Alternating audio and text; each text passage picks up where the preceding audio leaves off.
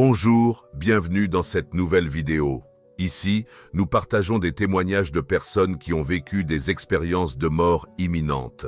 Aujourd'hui, nous allons découvrir l'histoire de Grégory Martin. Il raconte qu'il est mort et a eu l'occasion d'observer comment les âmes arrivent sur Terre. Si vous n'êtes pas encore abonné à la chaîne, faites-le maintenant et activez la cloche de notification pour recevoir des alertes sur les nouvelles vidéos. Maintenant, écoutons le témoignage de Greg. En 2013, j'ai vécu une expérience qui a changé ma vie. À cette époque, je faisais face à de graves problèmes de santé, principalement liés à la respiration.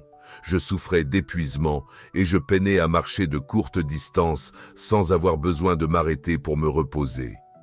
Un matin en particulier, j'ai remarqué que mes orteils étaient immobiles, comme s'ils étaient gelés, résistants à mes efforts pour les bouger. La surprise ne s'est pas arrêtée là. Plus tard, ce même jour, j'ai réalisé que je ne pouvais pas du tout les déplacer. Le lendemain, cette paralysie s'est étendue à mes mains, qui ont également rejoint les membres récalcitrants de mon corps, ne répondant plus à mes ordres. La situation a empiré, et mes bras et jambes ont subi le même sort, devenant complètement paralysés. Le cauchemar a atteint son paroxysme lorsque j'ai réalisé que je ne pouvais plus changer de position dans mon lit. Ce furent 4 jours d'angoisse intense, et le 5e jour, mon cou a également cessé de fonctionner en réponse à mes efforts. À ce stade, j'ai senti que je mourais et la sensation d'impuissance était écrasante. Cependant, quelque chose d'inattendu s'est produit. Une lumière violette a commencé à se manifester dans mon champ de vision, semblant être un doux clair de lune. Mon corps a réagi, se dirigeant vers cette lumière, même sans vraiment comprendre ce qui se déroulait. Une voix a chuchoté à mon oreille gauche, me demandant pourquoi je restais encore là et m'encourageant à m'envoler. Curieusement, je n'ai pas réagi, j'ai simplement observé, comme si j'étais hors de mon propre corps. Tout autour de moi est devenu silencieux, sauf pour le bourdonnement dans mes oreilles et le rythme de mon cœur qui semblait s'être arrêté, alors quelque chose d'extraordinaire s'est produit. Une sphère d'âme est apparue. C'était quelque chose que j'avais déjà vu 2 fois auparavant et partagé avec d'autres. C'était une sphère dorée, émettant une énergie éclatante et des lumières blanches pulsantes à l'intérieur, représentant chaque âme. Lors des occasions précédentes où j'ai vu cette sphère, j'étais dans un état dépressif, mais cette fois-ci, elle s'est approchée et m'a enveloppé d'une énergie d'amour inconditionnelle. J'ai été envahi par ce sentiment d'amour et de sécurité, comme si j'étais dans un cocon, conscient que j'étais aimé et que tout irait bien. La sphère s'est déplacée vers mes pieds et, instantanément, j'ai ressenti une chaleur qui irradiait. J'étais abasourdi, incapable de bouger, absorbant cette expérience incroyable. Alors que la sphère continuait à envelopper mon corps, je savais que quelque chose de grandiose était en train de se produire. C'est à ce moment-là que j'ai réalisé ce qu'il restait de moi. Mon corps était à nouveau froid et paralysé, et je répétais « Non, non, s'il te plaît, continue ». La sphère a commencé à se déplacer lentement autour de mes jambes, les enveloppant d'énergie dorée qui réchauffait progressivement à mesure qu'elle s'intensifiait. Lorsqu'elle a enfin atteint mes bras, qui étaient étendus le long des jambes, l'énergie s'est répandue comme un scanner, parcourant mes doigts et mes mains, englobant tout mon être. Quand elle a atteint mon cœur, waouh, je me suis retrouvé ailleurs, au milieu du cosmos. J'étais tout simplement émerveillé. C'était magnifique. J'ai toujours eu une fascination pour l'immense, et maintenant je pouvais le ressentir, percevant tout en mouvement, interagissant les uns avec les autres. C'était colossal, mais en même temps, je me sentais un avec lui. J'ai alors réalisé que je pouvais poser une question et j'ai voulu savoir d'où je venais, comment j'avais été créé. Je me suis retrouvé à l'intérieur d'une énorme lampe blanche où de petites lumières blanches brillaient, chacune représentant une âme, y compris la mienne. Nous étions tous ensemble, vibrants et heureux, prêts à avancer. C'était une émotion intense et joyeuse, bien que, en pensant à notre destination, tout devenait incertain. Cependant, nous étions déterminés à donner le meilleur de nous-mêmes, aidant à la création d'évidence, et cela m'a encore plus motivé. Avec le temps, j'ai commencé à ressentir de l'épuisement, bien qu'au début, j'ai été réticent à l'admettre. J'ai réalisé que la fatigue montait au point que je ne pouvais plus résister. Soudain, je me suis retrouvé dans un endroit inconnu. J'ai aperçu une lumière devant moi, mais je ne comprenais pas ce qui se passait, ni où étaient passés tous les autres. J'étais complètement désorienté. Puis, j'ai entendu une voix derrière moi dire « Greg, ouvre les yeux ». En le faisant, j'ai réalisé que j'étais dans une chambre d'hôpital.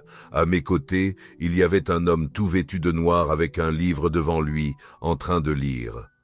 Une fois qu'il eut terminé, il se tourna vers moi et dit « Bonjour, mon fils ». J'ai répondu et réalisé que je pouvais parler et que mon corps était normal. Je lui ai raconté l'histoire que j'avais vécue et au début, il semblait inquiet, mais peu après, il sembla se détendre et commença à sourire, affirmant que j'allais beaucoup mieux maintenant et qu'il devait faire ses rondes. Avant de partir, je lui ai demandé pourquoi il était là, étant donné qu'il ne suivait aucune religion. Il m'a expliqué qu'il faisait des rondes quotidiennes pour ceux qui avaient besoin de son aide. C'est à ce moment-là que tout a commencé à prendre sens pour moi. Plus tard, des infirmières, des médecins et des techniciens sont venus me rendre visite, et la vie semblait revenir. C'était comme si, avant de renaître, nous avions prévu d'être dans différents états, peut-être même de rencontrer la mort par l'intermédiaire de quelqu'un que nous connaissions. C'était comme si cela faisait partie de notre plan avant de nous réincarner, une manière d'expérimenter la vie et la mort d'une façon singulière. Et l'autre personne? Ah, cela concerne un bon ami qui comprend ce que j'ai ressenti sur le lieu de la tragédie. Tout va bien. Et bien sûr, ces choses appelées révision de vie, lorsque nous revenons, peuvent nous interroger sur ce que nous avons fait et comment nous nous sommes sentis, et nous pouvons donner une explication appropriée. Donc, ils souhaitent savoir comment nous nous sommes sentis et maintenant, nous pouvons comprendre comment ils se sont sentis. Eh bien, c'est un apprentissage que nous vivons. Lorsque j'ai commencé à retourner à l'épicerie, j'ai ressenti une certaine appréhension chaque fois que je passais par l'endroit où je suis tombé. Cependant, j'ai trouvé une stratégie qui fonctionne pour moi. J'aborde cette situation comme si c'était un espace physique. C'est comme si je pouvais retourner et confronter ce qui s'est passé. Cela m'aide à avancer et je me dis « Ah, ce n'était pas si horrible que cela semblait au départ ». Je me suis senti mal d'avoir trébuché, mais tout autour de moi a continué son cours normalement. Ce que j'ai vraiment besoin de faire, c'est me familiariser à nouveau avec le sol. La vie continue de s'écouler normalement. Bien sûr, il n'y a pas de glace ici maintenant, ni dans la situation inverse, mais faire face à cela est le premier pas. Il est essentiel de reconnaître qu'il existe un problème, et je parle pour moi-même en admettant que j'en ai réellement un. Je dois identifier ce qui génère cette appréhension. Si j'ai peur de tomber à nouveau, je suis conscient que je vieillis et que de nouvelles situations peuvent survenir, pas forcément de la glace, mais quelque chose de différent. Donc, je dois rester vigilant à cette préoccupation et envisager toutes les possibilités. Je suis tombé parce que j'ai trébuché sur quelque chose. Peut-être devrais-je faire un effort pour prêter plus attention à ce que je fais. Je n'ai pas remarqué la glace quand j'aurais dû y faire attention, mais c'est un domaine où je peux apporter des ajustements. Je peux me concentrer sur où je vais et cesser de me laisser distraire par ce que je ferai dans 10 minutes. Si la situation implique la perte d'un être cher, tout devient beaucoup plus difficile, car il n'y a pas moyen d'y échapper. Mais le dialogue est essentiel.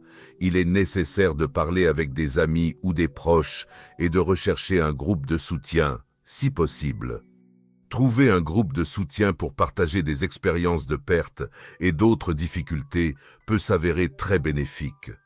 Je suis alcoolique et, bien que je ne fréquente plus les réunions des alcooliques anonymes, je me souviens à quel point il était réconfortant de réaliser que d'autres faisaient face aux mêmes problèmes que moi.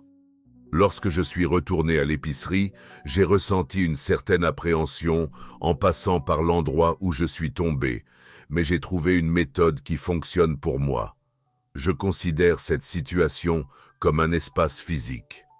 C'est comme si je pouvais revisiter ce moment et confronter ce qui s'est passé. Cela m'aide à avancer et je peux affirmer qu'en réalité, ce n'était pas aussi horrible que je le pensais au départ. Je me suis senti bien, j'ai trébuché, mais tout autour de moi a continué sa trajectoire normalement et intacte. Ce que je dois vraiment faire, c'est mieux me familiariser avec le sol, la forêt fonctionnant comme elle le devrait. Bien sûr, il n'y a pas de glace ici maintenant ou dans une autre situation similaire, mais y faire face est le premier pas. Il est fondamental de reconnaître qu'il y a un problème, et je peux affirmer que, définitivement, j'en ai un. Je ne peux pas les prononcer pour vous, je parle seulement pour moi, et il est vraiment nécessaire que j'admette que je fais face à un défi. Il est essentiel d'identifier ce qui génère cette anxiété. Si la peur de tomber à nouveau est présente, je dois comprendre que je vieillis et que d'autres situations peuvent surgir. Il ne s'agit pas seulement de glace, mais de n'importe quoi d'autre. Donc, je dois être conscient de cette peur et envisager toutes les possibilités. Je suis tombé parce que j'ai trébuché sur quelque chose, alors peut-être devrais-je être plus attentif à ce que je fais. Je n'ai pas remarqué le danger que j'aurais dû voir, mais c'est un domaine où je peux apporter des changements. Je peux me concentrer sur où je vais et arrêter de penser à ce que je ferai dans 10 minutes. En ce qui concerne un être cher décédé, la situation est nettement plus difficile. Il n'y a pas d'échappatoire. Cependant, ce qui est nécessaire, c'est de parler. Il faut s'ouvrir aux autres, comme un bon ami ou un proche, et si possible, rechercher un groupe de soutien. Trouver une communauté pour partager des expériences liées à des amours perdus et d'autres difficultés peut être très bénéfique. Je suis alcoolique et j'ai participé aux réunions des alcooliques anonymes. Même si je ne le fais plus, j'ai trouvé extrêmement réconfortant de savoir qu'il y a d'autres personnes passant par la même situation que moi. Se sentir seul, c'est une prise de conscience fondamentale. Il est vital de reconnaître qu'il y a du soutien à notre portée si nous choisissons de le chercher. Mon expérience personnelle illustre bien cela. J'ai été dans des situations de risque de vie à 2 reprises, sans être pleinement conscient du danger. À ces moments-là, mes guides spirituels se sont manifestés, me poussant les épaules et transmettant une chaleur qui m'a alerté de la menace imminente. Cette sensation était un indicateur que je devais prêter attention à la situation. Les 2 incidents impliquaient des voitures. Lors du premier, notre véhicule a changé de voie, et j'étais conscient de la possibilité, alors j'ai réduit ma vitesse. La voiture qui a changé de direction devant moi est passée à quelques centimètres de moi, et le conducteur n'a même pas réalisé ma présence. La seconde fois, tous les feux de signalisation sont devenus rouges alors que je conduisais en ville, ce qui m'a semblé inhabituel. J'ai découvert que je m'approchais d'un carrefour fréquenté aux heures de pointe et une voiture a grillé le feu rouge à une vitesse bien supérieure à la limite, ignorant complètement les feux rouges. Encore une fois, mes guides spirituels m'ont alerté et j'ai traversé le carrefour avec précaution. Après m'être arrêté, j'ai réalisé que je ne ressentais ni peur ni angoisse pour l'incident. Au contraire, j'étais reconnaissant d'en être sorti indemne. Ces épisodes m'ont fait comprendre que la vie est fragile et que, dans les 2 cas, mes anges gardiens ou guides spirituels me protégeaient activement. Pour cela, je leur suis profondément reconnaissant. Et vous, que pensez-vous de cette histoire incroyable ? Partagez vos opinions dans les commentaires. N'oubliez pas de vous abonner et de laisser un like. Merci de rester avec moi jusqu'à la fin. Si vous souhaitez voir d'autres témoignages comme celui-ci, cliquez sur l'une des 2 vidéos qui apparaissent maintenant sur votre écran.